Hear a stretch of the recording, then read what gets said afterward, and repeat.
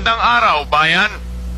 Saglit naming puputulin ang inyong pagbabasa ng dyaryo upang ihatid sa inyo ang isang mahalagang balita.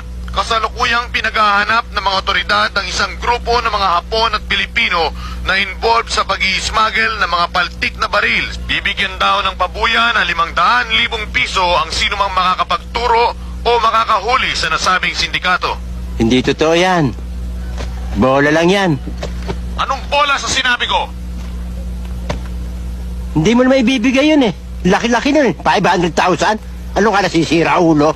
Eh bakit ba marunong ka pa sa akin? Eh ako ang nagbabalita. Baka suntukin kita dyan eh. Sige nga, subukan mo.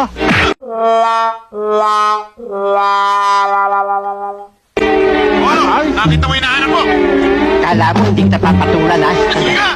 Haba ng papat mo!